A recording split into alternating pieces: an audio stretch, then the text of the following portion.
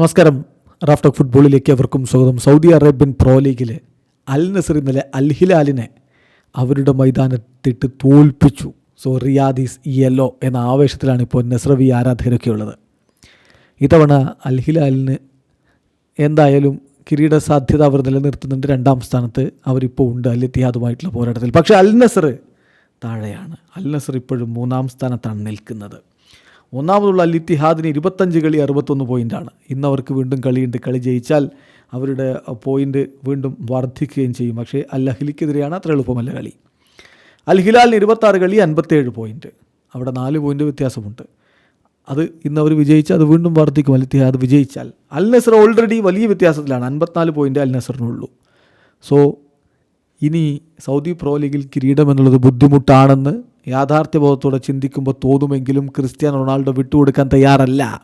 എന്തും സംഭവിക്കാം, ലീഗിൽ എന്തും സംഭവിക്കാം. മാത്രമല്ല AFC ചാമ്പ്യൻസ് ലീഗിൽ പോരാട്ടമുണ്ട്, അവിടെയും കിരീട സാധ്യതയുണ്ട് എന്ന് തന്നെ ക്രിസ്ത്യാനോ റൊണാൾഡോ പറയുന്നു. കളിക്ക് ശേഷം, ഇന്നലത്തെ റിയാദ് ഡെർബിക്ക് ശേഷം അദ്ദേഹം പറഞ്ഞ വാക്കുകളിലേക്ക് പോകാം. തീർച്ചയായിട്ടും ഗോളടിച്ചു എന്നുള്ളതിൽ സന്തോഷമുണ്ട്. പക്ഷേ ഇമ്പോർട്ടൻ്റ് ആയിട്ടുള്ള കാര്യം അൽ ഹിലാലിനെ എവേ മത്സരത്തിൽ നമ്മൾ പരാജയപ്പെടുത്തി എന്നുള്ളത് തന്നെയാണ്.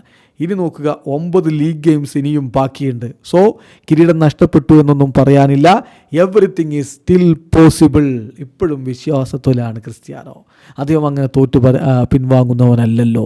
അതുകൊണ്ടാണ് അദ്ദേഹം പറയുന്നത് സ്റ്റിൽ എവറിത്തിങ് ഈസ് പോസിബിൾ. അതോടൊപ്പം തന്നെ AFC ചാമ്പ്യൻസ് ലീഗിൽ നമുക്കൊരു മത്സരമുണ്ട്. നമ്മുടെ ചാൻസുകൾ അവിടെയുമുണ്ട് കിരീടത്തിന്.